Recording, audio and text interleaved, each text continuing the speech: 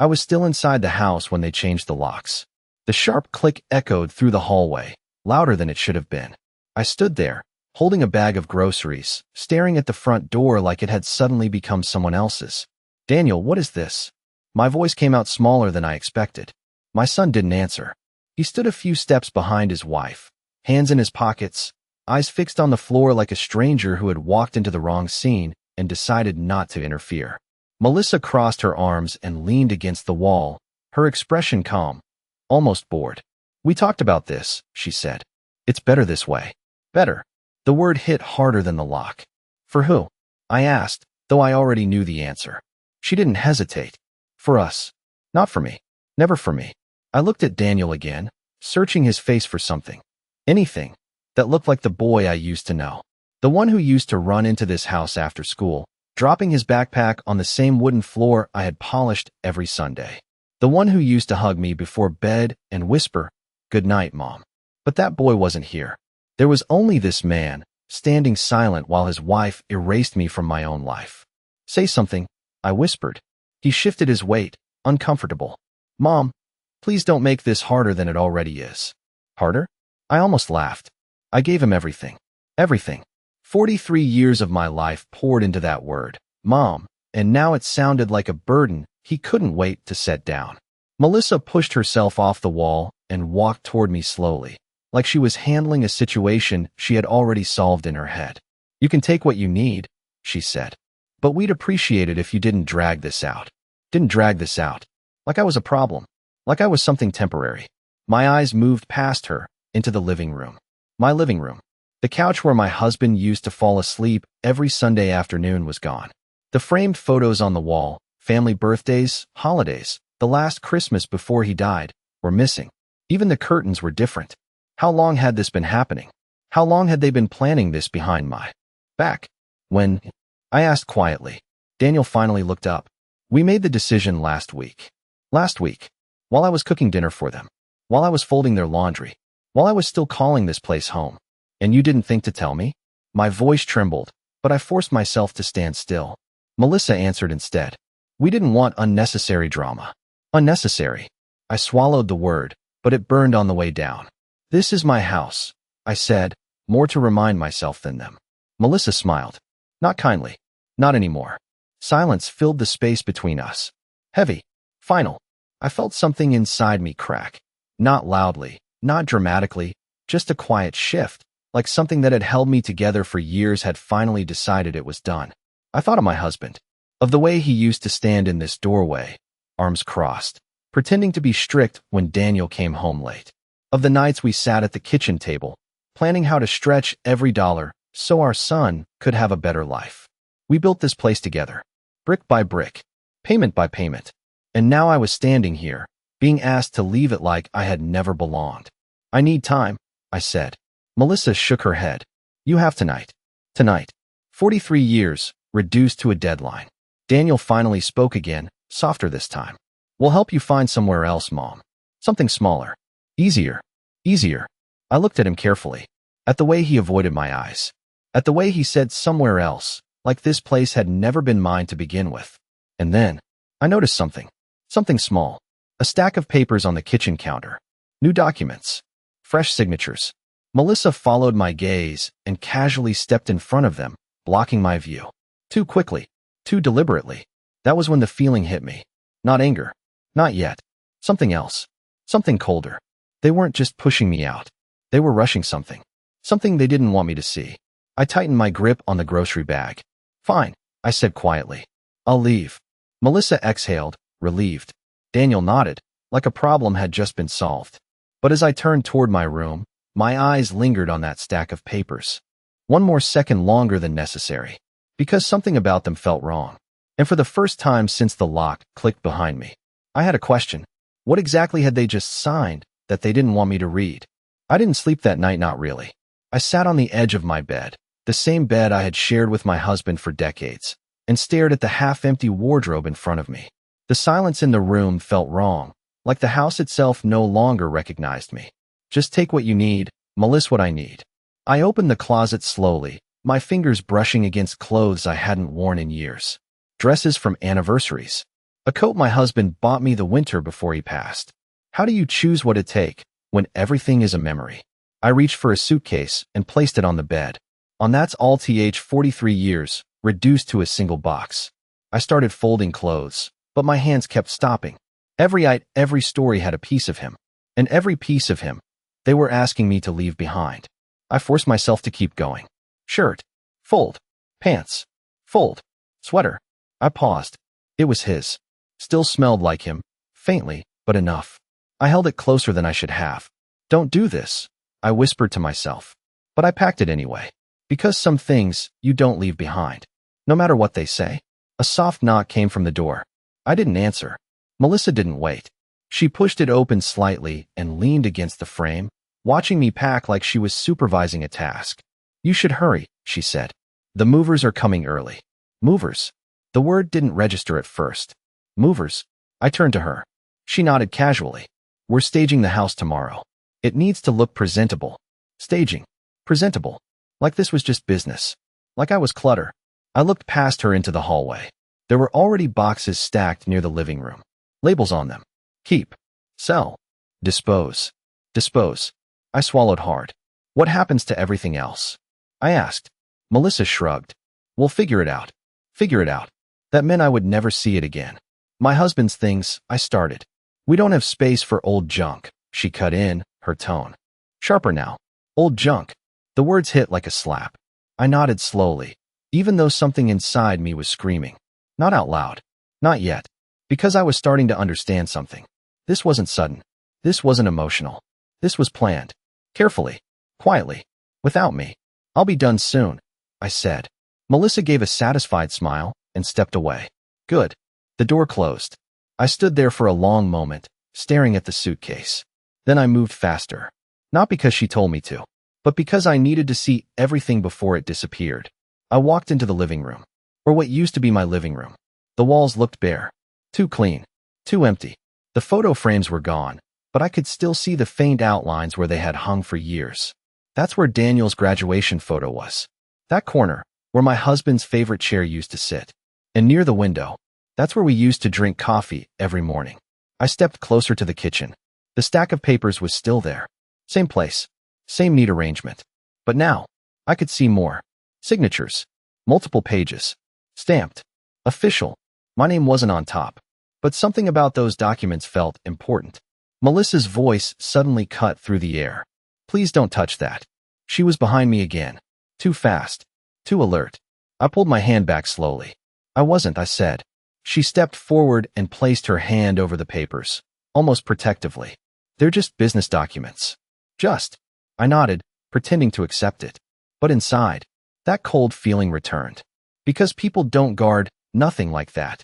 People don't rush someone out overnight, for no reason. And people don't change locks while you're still inside, unless they're afraid of something. I grabbed my suitcase handle. I'm leaving in the morning, I said. Melissa didn't respond. She was already organizing the papers again, straightening them, checking them, like they mattered more than anything else in the house. More than me. I walked back to my room, closed the door, and sat down on the bed one last time. Everything felt wrong. Too fast. Too clean. Too prepared. I looked at the suitcase, then at the empty wardrobe, then around the room that used to be mine. And for the first time that night, I didn't feel just pain. I felt something else. A question. A quiet, dangerous question. If they were so sure this house was theirs, why were they so afraid of me seeing those papers? I left before sunrise. Not because they asked me to, because I couldn't breathe in that house anymore. The hallway lights were still on, casting that pale yellow glow over walls that no longer felt like mine. My suitcase wheels made a soft dragging sound against the floor, too loud in the silence, like they were announcing my exit to a place that had already erased me. I paused at the front door. The new lock stared back at me. Cold. Unfamiliar. Yesterday, I still belonged here. Today, I needed permission to leave. I didn't look back. I opened the door, stepped outside, and pulled it closed behind me. Click. That sound again. Final. I stood there for a second, suitcase in hand, staring at the quiet street. The same street where Daniel learned to ride his bike. The same sidewalk where I used to wait for him after school. I used to stand right here, watching for him. Now I was the one being left behind. I started walking. No plan. No destination. Just away. The morning air was colder than I expected. Or maybe it was just me. My hands tightened around the suitcase handle as I moved past houses that looked stable, warm, normal. Everything mine used to be. I reached the bus stop 2 blocks away and sat down. Metal bench. Cold. I placed the suitcase beside me and stared straight ahead. And that's when the memories started coming. Not slowly. All at once. Daniel at 5 years old, running through the front door with scraped knees, crying for me. Mom, it hurts. And I would kneel down, clean the wound, kiss his forehead. It's okay. I'm here. Daniel at 10, holding my hand at the grocery store. Can we get this, Mom? I would always say yes, even when I couldn't afford it. Because he smiled. And that was enough. Daniel at 18, standing in that same living room, telling me he got into college. You did it, Mom. We did it. We. I closed my eyes tightly. That word hurt now. We didn't exist anymore. There. Was just him. And them. And me outside. I opened my eyes and looked down at my hands. Older now. Thinner.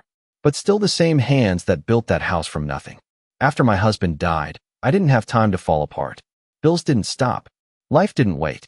I worked 2 jobs. Morning shifts, night shifts. Sometimes I came home so tired I couldn't even eat. But I kept going. For him. Everything was always for him.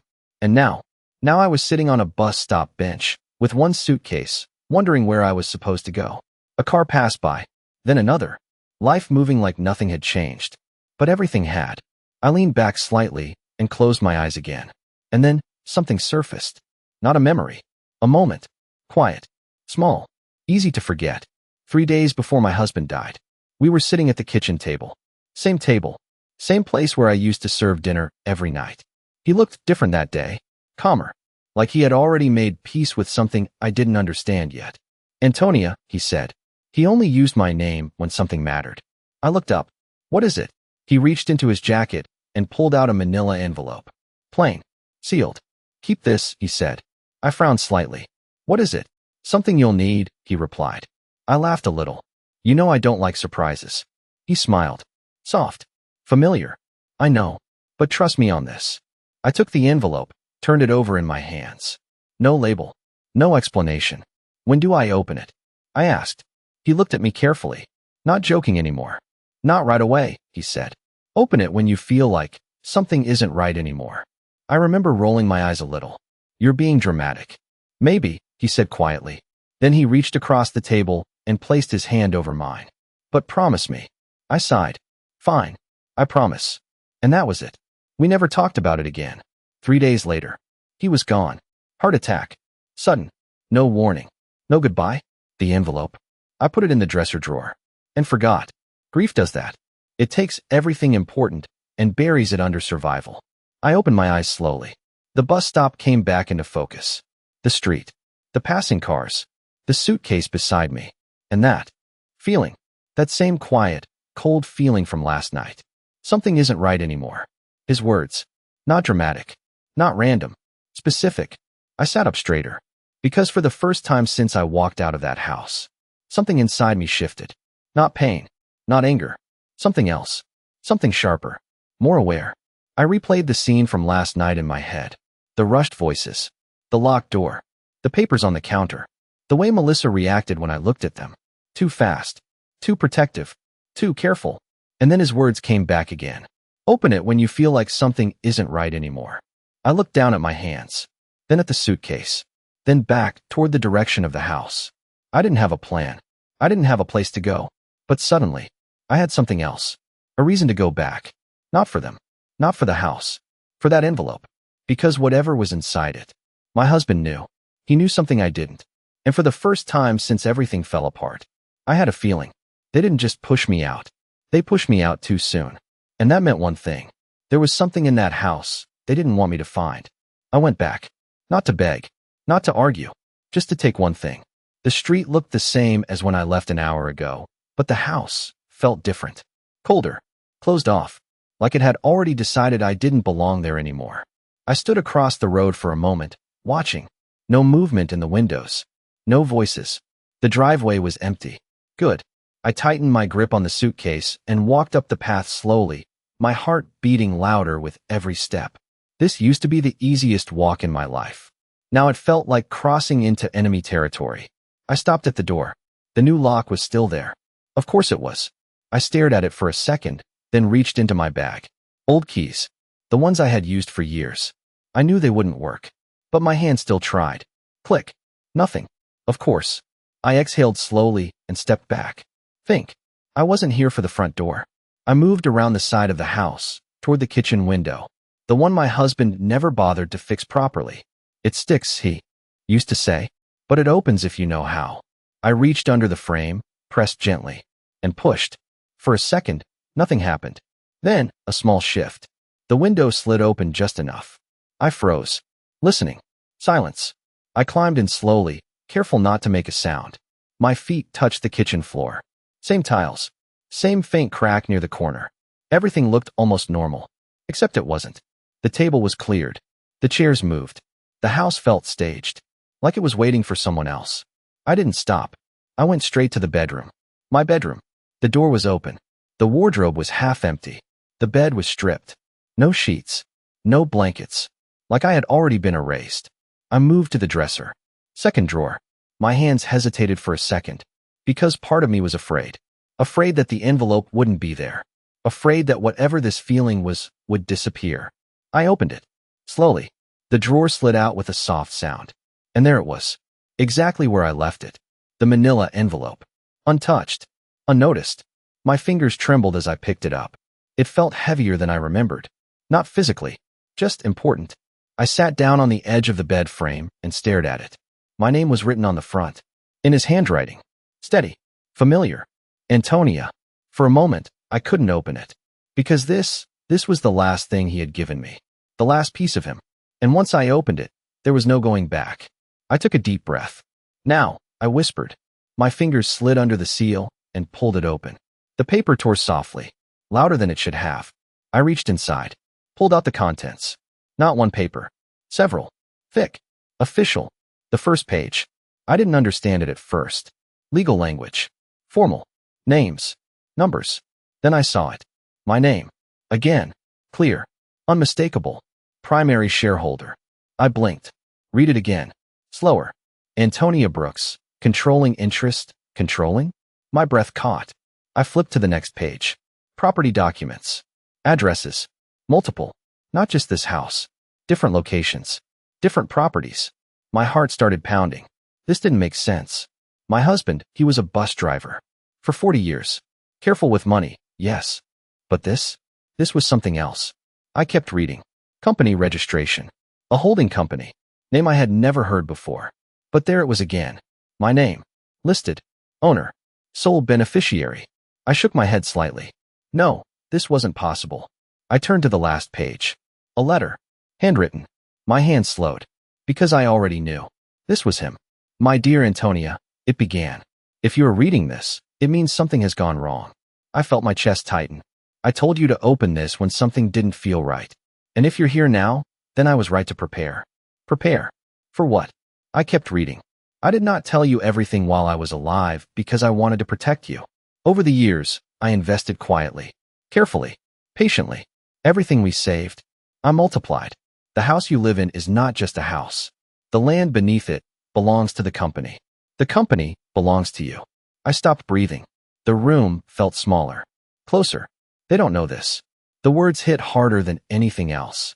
They don't know. I continued. If anyone ever tries to take what is yours, you will have the power to take it back. Not with anger, but with truth. With law. With patience. My vision blurred slightly. You are not weak, Antonia. You never were. You just forgot. My hands trembled. I lowered the letter slowly. Everything started connecting. The papers on the kitchen counter.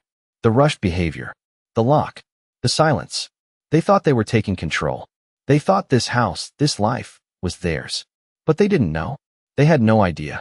I looked down at the documents again. Then around the empty room. Then toward the door. And for the first time since they pushed me out, I didn't feel lost. I felt something else. Clarity. Cold. Sharp. Final. Because now I understood. They didn't just lock me out of my house. They signed something last night. Something they didn't understand. Something they rushed. Something they were too confident to question. I folded the documents carefully and placed them back in the envelope. Held it tightly in my hands. Because now, I knew the truth. They thought they owned everything. They didn't know. They had just signed papers on a house. That was never theirs. And for the first time, I wasn't the one who had lost something. They were. I didn't confront them. Not that day. Not the next. I folded the documents back into the envelope, pressed the seal down with my thumb, and slipped it into my bag like it was just another piece of paper. Because that's what I needed them to think. That I had nothing. That I knew nothing. That I was exactly who they believed I was. A woman with one suitcase. Nowhere to go. No power left. I climbed back out the kitchen window the same way I came in, closing it carefully behind me. No noise. No trace. By the time I reached the sidewalk, my breathing had slowed. Not calm. Controlled. There's a difference. I didn't go back to the bus stop. Instead, I walked 3 blocks further, to a small cafe I used to pass every week, but never enter. It was quiet inside. Warm. Safe. I sat by the window, placed my bag on the table, and ordered coffee I barely tasted. My hands rested on the envelope. I didn't open it again. I didn't need to. I already knew enough. The house. The land. The company. My name. Everything had shifted. But not for them. Not yet. Because timing mattered. I took out my phone and scrolled until I found a name I hadn't called in years. Mr. Carter. My husband's lawyer. He gave me his card at the funeral. Call me if you ever need anything. I never did. Until now. I hesitated for a second, then pressed call. It rang twice. 3 times. Hello. His voice sounded older than I remembered. Mr. Carter. This is Antonia Brooks. A pause. Then recognition. Mrs. Brooks. Of course. How are you? How am I? I looked out the window for a moment. I think I need your help. His tone shifted immediately. Tell me what's going on. I didn't say everything. Not yet. Just enough. There are some documents my husband left me. I don't fully understand them. Can you come to my office? He asked. Yes. I'll clear my schedule. Today. Today. Good. I hung up and sat there for a few seconds longer, watching people walk past the cafe window. Normal lives. Normal problems. I used to think I was part of that. Now, I was something else. I paid for the coffee and left. Mr. Carter's office hadn't changed. Same building. Same quiet hallway. Same heavy wooden door with his name on it. I knocked once. Come in. He stood when he saw me. Polite. Professional. But the moment I placed the envelope on his desk, his expression changed. May I? He asked. I nodded. He opened it carefully. Slower than I did. More deliberate. He read the first page. Then the second. Then the third. His brows tightened slightly. He leaned back in his chair and looked at me. Mrs. Brooks, do you know what this is? I have an idea, I said. But I need you to confirm it. He nodded once and tapped the documents lightly. Your husband created a holding company. Quietly. Legally. Over many years. I stayed silent. Let him continue. You are listed here as the primary shareholder, with full controlling interest. Full. Controlling. Interest. The words sounded heavier when someone else said them. And the house? I asked. He flipped to another page. The land your house sits on is owned by that company. I felt it again. That clarity. Cold. Precise. So legally, I said slowly. He finished the sentence for me. The house does not belong to your son. Silence. Not empty. Full. Because now it wasn't a feeling anymore. It was fact. And if someone, I paused, choosing the words carefully, were to sell or take loans against that property, Mr. Carter didn't hesitate. They would be acting without legal authority. And the consequences? He looked directly at me. Severe. I nodded slowly. Because everything was starting to line up exactly the way it felt. The rushed documents. The secrecy. The way Melissa guarded those papers. They signed something last night, I said quietly. Mr. Carter's eyes sharpened. Did you see it? Not clearly. But they didn't want me near it. He leaned forward slightly. Then we need to find out exactly what they signed. We. That word again. But this time, it meant something different. I don't want to confront them yet, I said. Good, he replied immediately. That would be a mistake. I almost smiled. Because for the first time since everything happened, someone understood. They think I'm gone. I continued. They think I have nothing. Mr. Carter nodded slowly. Then let them keep thinking that. Exactly. I looked down at the documents again. Then back at him. What can I do? He didn't answer right away. He organized the papers, closed the folder, then looked at me with something new in his expression. Respect. You have options, he said. Many options. But the most important thing right now, he paused, is patience. Patience. My husband's last word. My husband's last lesson. I stood up slowly, holding the envelope again. Stronger this time. Then we wait, I said. Mr. Carter gave a small nod. Yes. I turned toward the door. But before I left, he spoke again. Mrs. Brooks. I stopped. They think they're in control, he said. I didn't turn around, because I already knew. Yes, I replied quietly. Then I opened the door. And that's exactly why they're not. I stepped out into the hallway, closed the door behind me, and for the first time since they locked me out, I wasn't reacting anymore. I was planning, because now I understood something they didn't. This wasn't the end of my story. It was the beginning of theirs falling apart, and they had no idea it had already started. I didn't go back to the house. Not yet. Mr. Carter insisted I keep my distance, and for once, I listened without question. If this was going to work, it couldn't look like revenge. It had to look like consequences. I checked into a small motel on the edge of town. Nothing special. Clean enough. Quiet enough. A place no one would think to look for me. To them, I was still the woman with nowhere to go.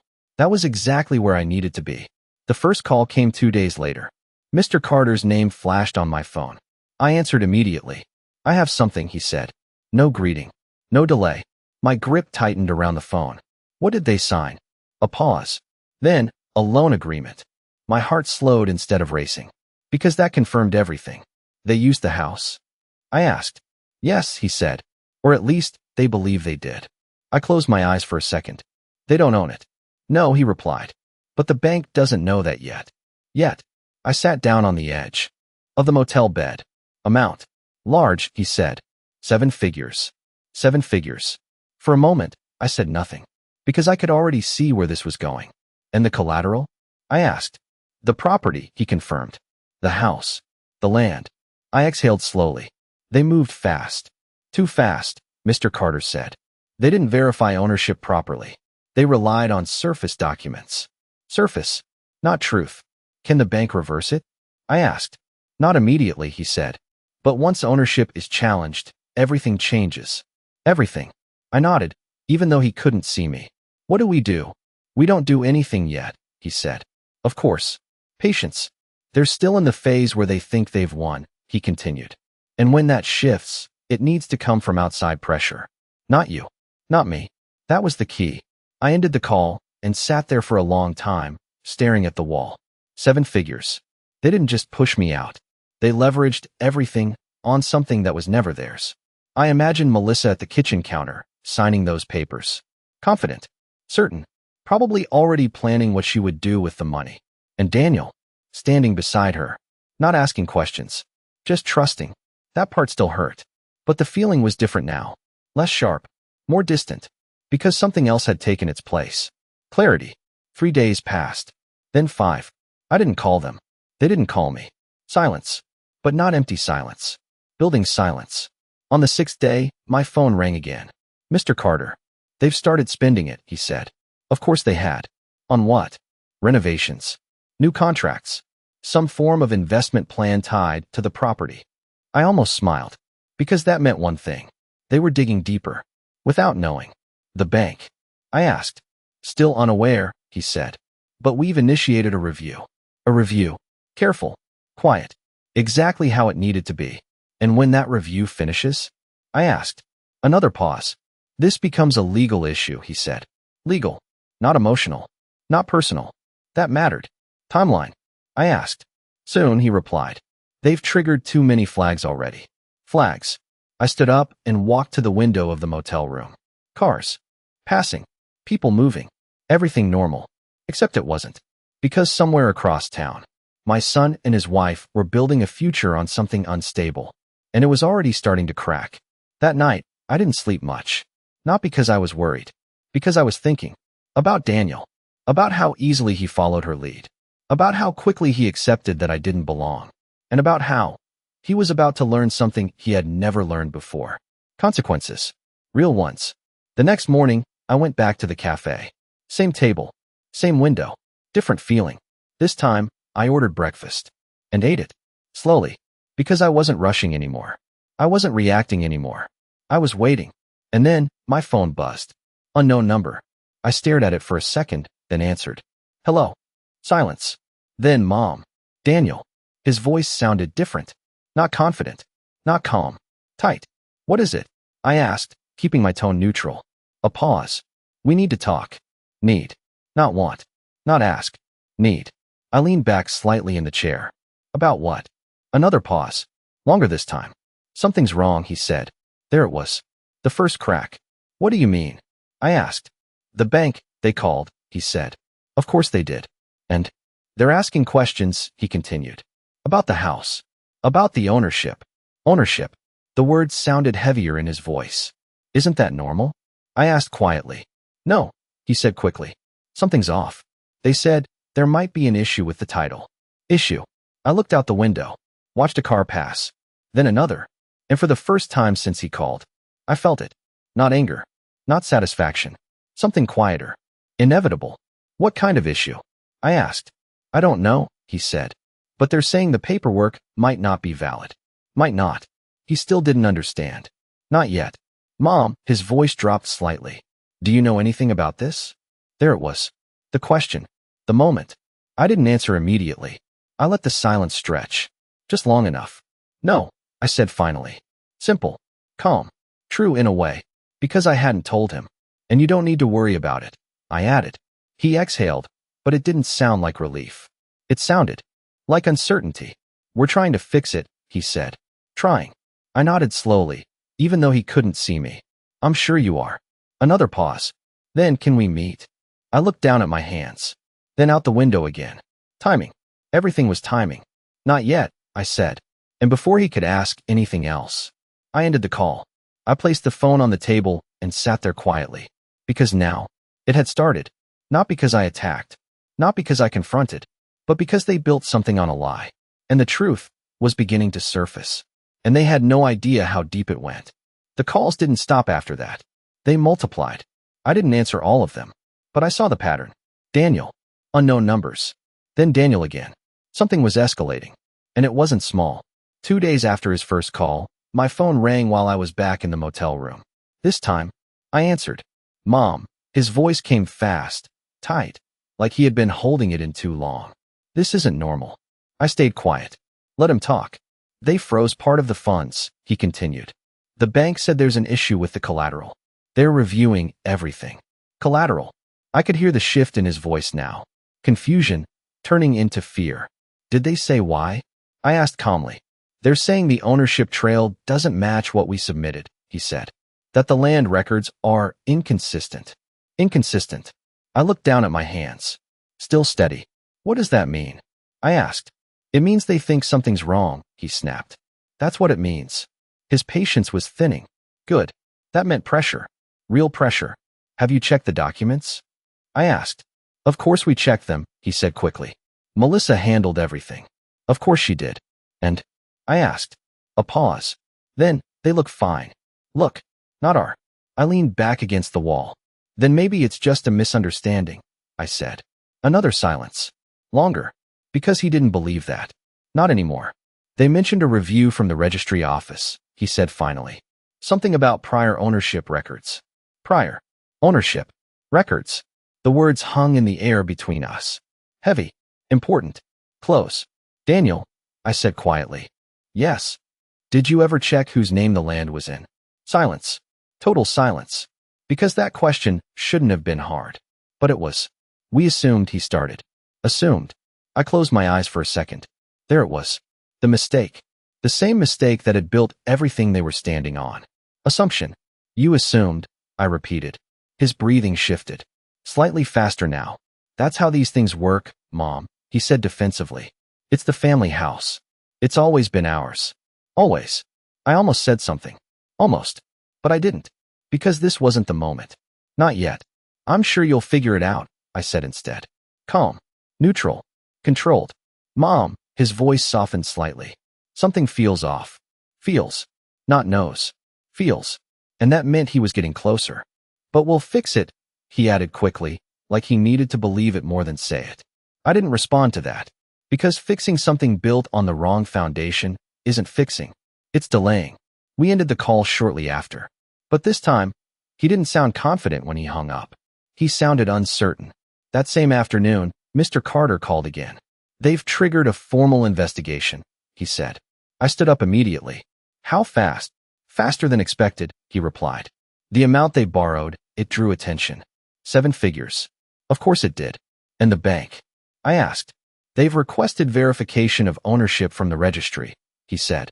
That's where the problem begins. Begins, not ends. Do they know about me? I asked. No, he said. Not yet. Good. That mattered. Timeline? I asked. A few days, he said. Maybe less. Less. Everything was accelerating now. Faster than even I expected. Stay where you are, he added. Do not contact them. I won't, I said. And I meant it. Because now it wasn't about pushing anything. It was about letting it happen. That evening, I walked past the house again. Not close. Across the street. Far enough to watch. Close enough to see. The lights were on. All of them. Too bright. Too active. Through the window, I saw movement. Fast. Sharp. Melissa pacing. Phone in hand. Daniel standing still listening. Not speaking. Even from a distance. I could feel it. Tension. Pressure. Something was breaking. A car pulled into the driveway. Then another. People stepping out. Business. Urgent. Not planned. I stood there for a moment longer. Watching. Because this was the part no one talks about. The moment before everything collapses. Not loud. Not dramatic. Just unstable. I turned away. Walked back toward the street. Because I didn't need to be there. I already knew how this ended. Later that night, my phone rang again. Daniel. I let it ring once. Twice. Then answered. Mom. His voice cracked this time. They're saying the loan might be invalid. Might. Still holding on to that word. And if it is? I asked. They'll call it fraud, he said quietly. Fraud. There it was. The word he didn't want to say. The word that changes everything. And the house. I asked. A pause. Then, they could take it. Could. I stared at the wall in front of me. The same wall I had been staring at for days. But now, everything behind it felt different. Daniel, I said.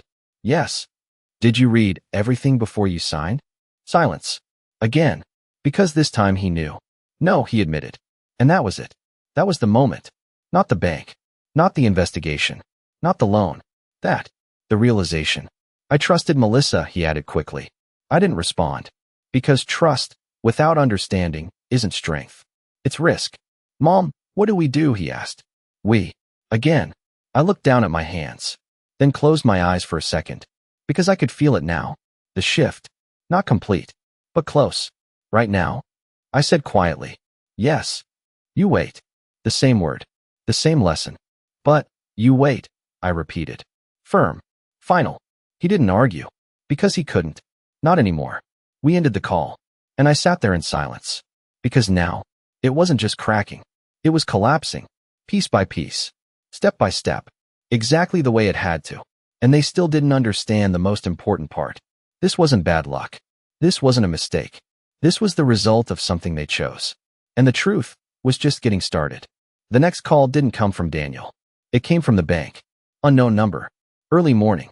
I let it ring once, twice, then answered. Mrs. Antonia Brooks? The voice asked. Calm. Professional. Yes, I said. My name is Karen Holt. I'm calling from the loan verification department. Verification. I stayed quiet. We're conducting a routine ownership review related to a property recently used as collateral, she continued. Your name has appeared in the original registry records. There it was. Not a guess. Not a suspicion. A record. I see, I said. Neutral. Controlled. Can you confirm your relationship to the property located on Westfield Avenue? She asked. Relationship. I almost smiled. It's my residence, I said simply. A pause on her end. Then, and the ownership? I didn't answer immediately. Timing. I'm listed as the primary controlling party under a holding structure, I said. Clear. Precise. No extra words. Another pause. Longer this time. Thank you, she said finally. That aligns with what we're seeing. Aligns. So now, it was official. What does this review mean? I asked. We've identified discrepancies between the submitted collateral documents and the registered ownership, she said. Until this is resolved, the loan is under restriction. Restriction. Funds. I asked. Partially frozen, she confirmed. Further action depends on the outcome of the investigation. Further action. I knew what that meant. Understood, I said. We may need additional documentation from you, she added. You'll have it, I replied. The call ended. I placed the phone down slowly. No rush. No reaction. Because everything that needed to happen was happening. Exactly on time. 2 hours later, Daniel called. This time, I could hear it before he even spoke. Panic. Mom. His voice was uneven. They froze everything. Everything. Not part. Not some. Everything. How much? I asked. All of it, he said. The account. The transfers. The project funds. Project. So they had already committed. Of course they had. They're saying the collateral isn't valid, he continued. That the ownership doesn't match. Doesn't match. Not might. Not maybe. Doesn't. They mentioned your name, he added. There it was. The shift. From confusion to connection. I see, I said. Mom, what is going on? He asked, voice rising. Why is your name on these records? I let the silence stretch. Not too long. Just enough. I told you to wait, I said. That's not an answer, he snapped. No, it wasn't. And that was the point. Did you read what you signed? I asked. Another pause. Then, no, he said. Quieter this time. Less defensive. More aware. They're calling it misrepresentation, he added. Legal risk. Possible fraud. The words came out slower now. He was hearing them for the first time, the way I had heard mine days ago. Final. Unavoidable. And Melissa? I asked. That was when everything shifted. She's not here, he said. Not here. Where did she go? I asked. I don't know, he replied. She left this morning. Took her things. Of course she did. Pressure reveals truth. Always. She said she needed time, he continued. That this wasn't what she agreed to. Agreed. So even she didn't understand. Or maybe she thought she did. And you? I asked. What about me? He said. Are you staying? I asked. A pause. Then, I don't have a choice. No, he didn't. Not anymore. I walked to the window and looked outside. Same street. Same movement. Different reality. Mom, I need help, he said. Need. Not want. Not ask. Need. I closed my eyes for a second. Because that word, used to mean something different. What kind of help? I asked. They're saying we might lose the house, he said. That the loan could be voided. That we could be liable. Liable. For something that was never theirs. They want documentation, he added. Proof of ownership. Proof. I held on to that word. Because that's what this was about now. Not belief. Not assumption. Proof. Daniel, I said quietly. Yes. Who owns the house? Silence. Longer than before. Because now, he wasn't guessing. He was thinking. I thought it was us, he said. Thought. Past tense. But now. I asked. Another pause. Then, I don't know, he admitted. There it was. Rock bottom. Not losing money. Not losing status. Losing certainty. Mom, please, his voice dropped. If you know something. I didn't let him finish. Come see me, I said. A pause. Where, he asked. I gave him the motel address. Not home. Not yet. Today I added. Okay, he said quickly. No hesitation. Because now he was following. Not leading. We ended the call. And I stood there for a moment longer. Because everything had aligned. The bank knew. The documents were flagged. The funds were frozen. Melissa was gone. And Daniel was finally asking the right question. Not what's wrong, but who actually owns this? I sat down slowly. Hands steady. Breathing even. Because the next part mattered. Not the collapse. That had already started. But what came after? The moment when truth is no longer hidden. The moment when everything is put on the table. And for the first time, they have to see it. Not guess. Not assume. See it. Because now, they weren't just losing control. They were about to understand why they never had it. And this time, I wasn't going to stay silent. He arrived earlier than I expected. No car. No confidence. Just a taxi that dropped him off in front of the motel like it didn't want to stay longer than necessary. I watched from behind the curtain. He stepped out slowly, looked around, then at the building, like he wasn't sure if he should go in. This wasn't the Daniel I remembered. The one who used to walk into every room like he belonged there. This one hesitated. I opened the door before he knocked. He froze for a second when he saw me. Mom, his voice was quieter now. Smaller. Come in, I said. He stepped inside, carrying nothing. Not even a bag. That told me everything. He had left in a hurry. Or he had nothing left worth carrying. The room felt smaller with both of us inside. Not uncomfortable. Just honest. He didn't sit right away. He looked around. At the bed. At the small table. At the single chair. Then back at me. You're staying here? He asked. I nodded. For now. He swallowed. Because now he could see it. Not imagine it. Not assume it. See it. This was where I ended up. After everything. I didn't know, he said quickly. I didn't think. I know, I interrupted. Because that part didn't need to be said anymore. He finally sat down. On the edge of the chair. Like he didn't feel comfortable taking up space. What happened? I asked. Simple. Direct. He rubbed his face with both hands. They froze everything, he said. The accounts. The transfers. Even the contractor payments. Everything. Then the bank called again, he continued. They said the collateral doesn't match the registry. That there's another ownership layer we didn't disclose. Layer. I stayed silent.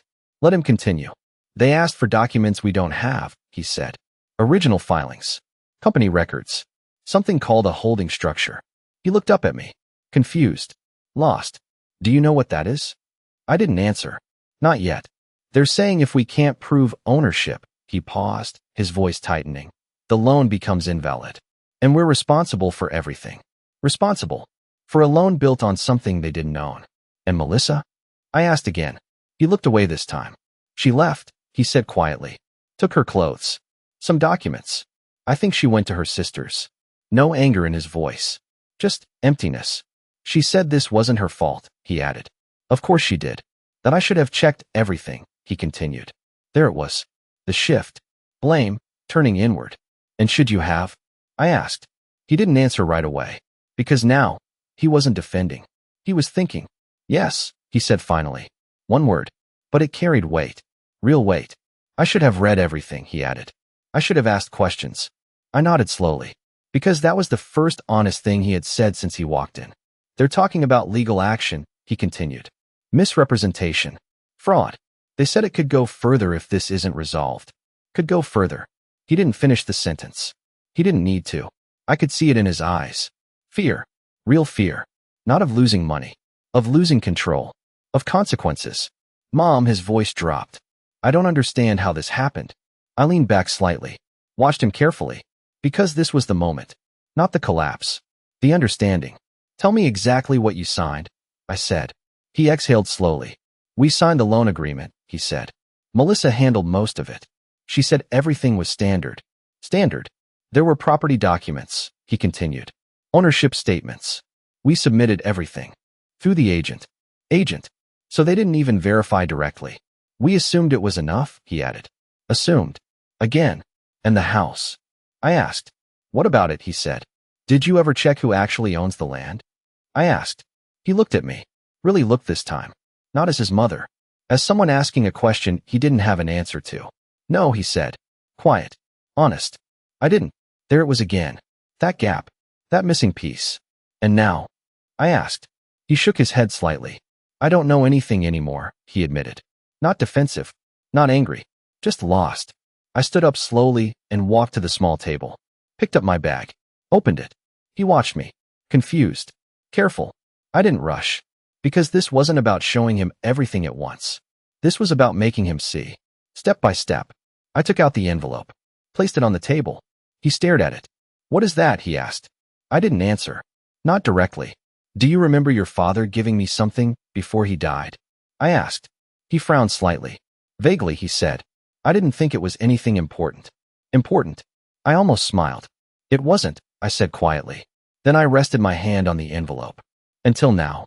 He leaned forward slightly. Eyes fixed on it. What is it? He asked again. This time slower. More careful. I looked at him. At the way his posture had changed. The way his voice had changed. The way everything about him had shifted. Then I said it. Calm. Clear. It's the answer. Silence filled the room. Because he understood something. Not everything. But enough. That's what the bank is missing, I continued. That's what you didn't check. He swallowed. Hard. And what is it? He asked. I let the silence stretch 1 second longer. Then, it's proof. He froze. Not moving. Not speaking. Because now he was close. Closer than he had ever been. To the truth. And for the first time, he wasn't asking how to fix it. He was asking what it really was. And that meant he was ready to see it. But not all at once. Not yet. Because some truths only matter when you're forced to face them. And he wasn't there, just yet. He didn't reach for the envelope. Not immediately. He just stared at it like it might disappear if he touched it too soon. What kind of proof? He asked. His voice was quieter now. Careful. I didn't answer right away. I sat down across from him, placed both hands on the table, and let the silence settle. Because this wasn't something you rush. This wasn't about information. This was about understanding. Before I show you anything, I said, I need you to tell me something. He nodded quickly. Anything. Why did you do it? The question landed heavier than anything else in the room. He blinked, confused at first, then uncomfortable. What do you mean? He asked. You didn't just sign papers, I said calmly. You didn't just take a loan. I leaned forward slightly. You changed the locks while I was still inside. That hit. I saw it in his face. The shift. The memory. The moment he couldn't avoid. We thought, he started. I'm not asking what you thought. I interrupted. I'm asking why. Silence. Long. Because this wasn't about documents anymore. This was about choice. He looked down at his hands. Then back up. Melissa said it was the right time, he said slowly. That we needed to move forward. That keeping things the way they were was holding us back. Holding us back. I let that sit. And you agreed? I asked. He nodded once. At first, I didn't want to, he admitted. But she kept saying we needed independence. That we couldn't build anything if we were still living under your roof. Under my roof. The words felt different now. Not emotional. Literal. And throwing me out was part of that plan. I asked. His jaw tightened. No, he said quickly. Not like that. We just thought you'd understand. Understand. I almost laughed. But I didn't. Understand what? I asked quietly. That it was time, he said. Time. I leaned back slightly. Looked at him. Really looked. Because now, I could see it. Not just the mistake. The thinking behind it. He didn't see me as someone he was betraying. He saw me as something he was moving past. That hurt. But it also made everything clearer. And the loan? I asked. That was Melissa's idea, he said. She said we could use the house as leverage. Start something bigger. Something real. Real. I nodded slowly. And you didn't question it? He hesitated. I trusted her. There it was. The same answer. Different situation. Same mistake. Trust, without understanding. And me? I asked. He looked up, caught off guard. What about you? He said. Did you trust me? I asked. Silence. This time deeper. Because now he knew. That question didn't have an easy answer. I didn't think it mattered, he said finally. Honest. Painfully honest. I nodded. Because that was the truth. Not anger. Not hate. Just dismissal. I reached for the envelope. Slowly. He watched every movement. Every second. Like it might change everything. Because it would. I slid it across the table. Stopped just short of his hands. Open it, I said. He didn't move right away. His fingers hovered over it for a second, then finally touched the edge. Carefully. Like it might break. He opened it slowly. Pulled out the first document. His eyes moved across the page. Fast at first. Then slower. Then, they stopped. What is this? He asked. Not defensive. Not angry. Just confused. Read it, I said. He did. Line by line. Word by word. I watched his face change. Not all at once. Gradually. Confusion. Then focus. Then, recognition. My name isn't here, he said. Correct. He flipped to the next page. Then the next. Each time, the same reaction. Searching. Looking. Not finding. Where am I? He asked. You're not, I said. Simple. Clear. Final. He looked up at me. Then back at the documents. Then he saw it. My name. Repeated. Consistent. Unmistakable. Antonia Brooks. His voice dropped. Primary shareholder. He turned another page. Controlling interest. Another. Property ownership. He stopped. Completely. Like his mind had hit something it couldn't process fast enough. The land, he said slowly. Yes, I replied. The house sits on it. He swallowed. Hard. And the company? I held his gaze. It owns everything attached to it. Silence. Total. Because now, he wasn't guessing. He wasn't assuming. He was seeing. Piece by piece. The structure. The truth. And you, he said, barely above a whisper. You own it. Not a question. A realization. I didn't respond. I didn't need to. Because the answer was already in his hands. Including the house? He asked. I nodded once. Yes. The word landed. Heavy. Final. He leaned back in the chair slowly. Like something inside him had just shifted. Not broken. shifted. This doesn't make sense, he said. It does, I replied. You just never looked. He ran a hand through his hair, trying to catch up, trying to understand how everything he believed wasn't real. But we signed, he started. I know what you signed, I said. And that's the problem. He looked at me again, this time differently, not as his mother, not as someone beneath him, as someone who had been standing above the situation the entire time. Why didn't you say anything, he asked. There it was. The question. The one that mattered. I didn't answer immediately, because this part had to land the right way. I did, I said quietly. He frowned. When, he asked. When I asked you to read what you signed, I replied. Silence. Because now he understood. Not just what happened, but why. You knew, he said. Not asking. Realizing. Yes, I said. His eyes stayed on mine. Searching. Trying to find something. Anger. Blame. Anything. But there was nothing. Just truth. You knew from the beginning, he said. I held his gaze. Yes. And that was it. The moment everything shifted. Not when the bank called. Not when the money froze. Not when Melissa left. Now. Because now, he understood something he hadn't before. He didn't lose control. He never had it.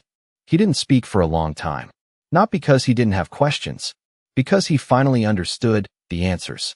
The documents were still in his hands. But he wasn't reading them anymore. He was staring at them, like they had rewritten everything he thought he knew. You knew, he said again. Softer this time. Not accusing. Just processing. Yes, I replied. No hesitation. No explanation. Just truth. He let out a slow breath and leaned forward, elbows on his knees, both hands gripping the papers like they were the only thing holding him in place. And you didn't stop us, he said. There it was. The part he needed to say out loud. I didn't, I answered. He looked up, eyes searching. Why? Simple question. But it carried everything. I didn't rush the answer. Because this wasn't about defending myself. This was about making him understand. Because stopping you wouldn't have changed anything, I said. He frowned slightly. What do you mean? You didn't listen when I lived with you. I continued. You didn't ask questions when you made decisions. I held his gaze. So why would you listen if I warned you? Silence. Not defensive this time. Accepting. Because he knew. That part was true. You trusted Melissa, I added. More than you trusted me. He didn't argue. Because there was nothing to argue. And you trusted yourself, without checking anything, I said. He looked down again. Guilt, clearer now. Not hidden. I thought I knew what I was doing, he said quietly. I know, I replied. And that was the difference. Before he thought. Now he knew he didn't. I could have stopped it, I continued. He looked up quickly. What? I could have walked into that room. I said, my voice calm, steady. Taken those papers. Told you the truth before you signed anything. His eyes widened slightly.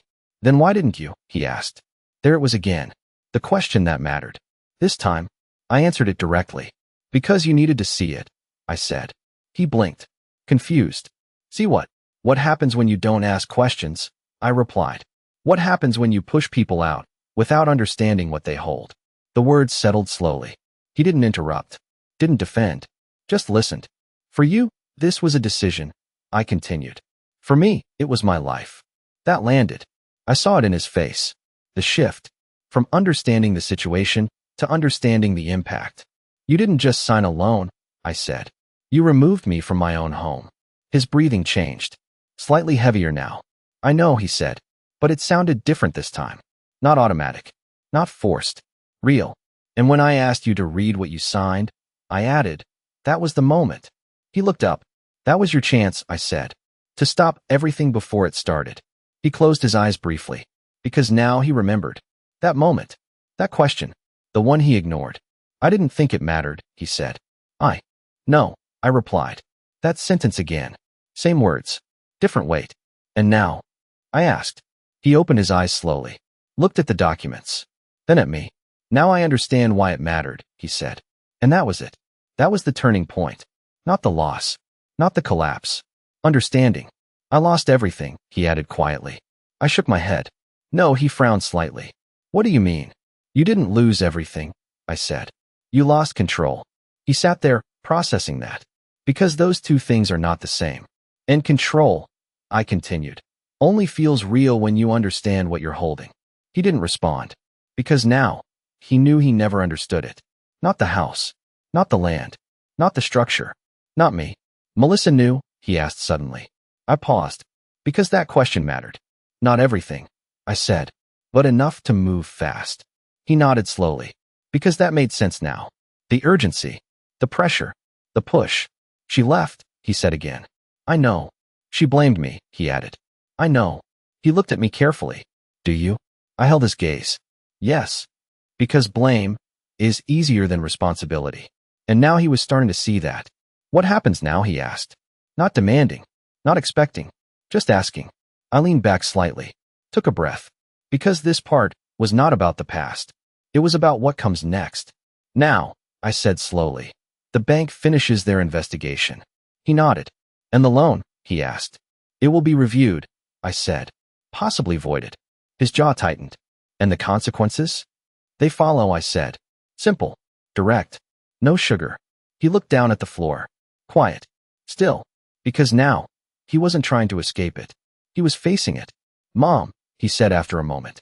I waited. I'm sorry. There it was. Not loud. Not dramatic. Just real. I didn't respond immediately. Because words don't fix actions. But they matter. When they're honest. I know, I said finally. And I did. Because I could hear it. Not in what he said. In how he said it. And for the first time since everything started, I believed him. Not because he asked for forgiveness. But because he understood why he needed it. And that changed everything. We didn't leave the motel right away. Not after everything that had just been said. Some things need silence before they can become real. Daniel sat there, hands resting on his knees, no longer holding the documents like they could save him. For the first time since he walked in, he wasn't trying to fix anything. He was just sitting with it, understanding it. I don't expect you to fix this, he said after a while. I looked at him, not as the boy I raised, as the man sitting in front of me now. Good, I replied, because that mattered. More than anything else he had said. He nodded slowly. I'll deal with the bank, he continued. I'll answer whatever they ask. I'll take responsibility for what I signed. Responsibility. Not blame. Not excuses. Responsibility. I could hear the difference. And the house? He asked quietly. I paused for a second. Because that question wasn't about property anymore. It was about what he thought he deserved. It's still mine, I said. He nodded. No argument. No hesitation. I know, he said. And that was the second time. The second time he didn't fight the truth. Can I go back, he asked. Simple. Direct. Not entitled. Just asking. For what? I asked. He thought about it. Not rushing. Not to take anything, he said. To face it. That mattered. Facing something, instead of avoiding it. I stood up slowly. Picked up my bag. Placed the envelope back inside. Then we go together, I said. He looked surprised. You will, he asked. Yes. Because this wasn't about leaving him to deal with it alone. It was about making sure he saw it all the way through. We took a taxi back. Same street. Same house. But nothing felt the same. This time, when we stood in front of the door, Daniel didn't move first. He waited. For me.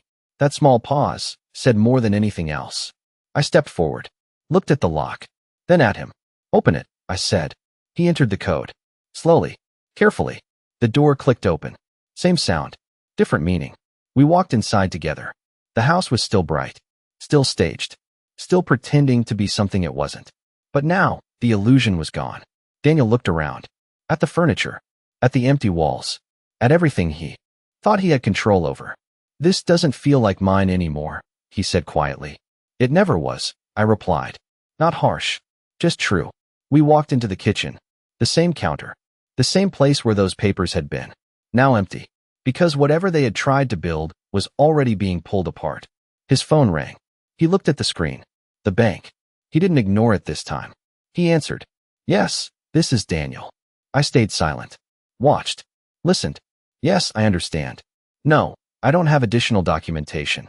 Yes, I'll cooperate. Pause. Longer. I understand the consequences. He ended the call slowly. Didn't look at me right away. They're proceeding, he said. I know. They're voiding the agreement, he added. I nodded. And the house. They'll remove it from the loan entirely, he said. It goes back to its registered ownership. Registered. Ownership. He finally looked at me. Not confused. Not lost. Clear. Yours, he said. Yes. Silence. But this time, it wasn't heavy. It was settled. What happens to me, he asked. That question. Honest. No shortcuts. No expectations. I walked past him slowly. Into the living room. The space where everything started. Then I turned back. You rebuild, I said. He didn't ask how. Because now he understood something he didn't before. There is no shortcut. There is no assumption. Only what you earn. I can stay here, I continued. But not the way it was. He listened. Carefully. You don't get comfort without responsibility, I said. You don't get space without respect. He nodded immediately. I understand. And I believed him. Not because he said it. Because he didn't argue. Didn't negotiate. Didn't try to change it. Then start there, I said. Simple. Clear. He looked around the house again. But this time, not like someone who owned it. Like someone who had to earn the right to be in it. And that changed everything. Weeks passed. Not perfectly. Not easily. But steadily. Daniel got a job. Not the kind he would have chosen before. But the kind he needed now. He paid his own expenses. He fixed things around the house. Not because I asked. Because he wanted to. Because he understood. We didn't go back to how things were. We built something different. Something quieter. Stronger. Based on respect, not assumption. One evening, we sat in the living room. Same place. Different feeling. I used to think this house was mine, he said. I looked at him. And now? I asked. He shook his head slightly. It was never about the house, he said. No, it wasn't. He looked at me.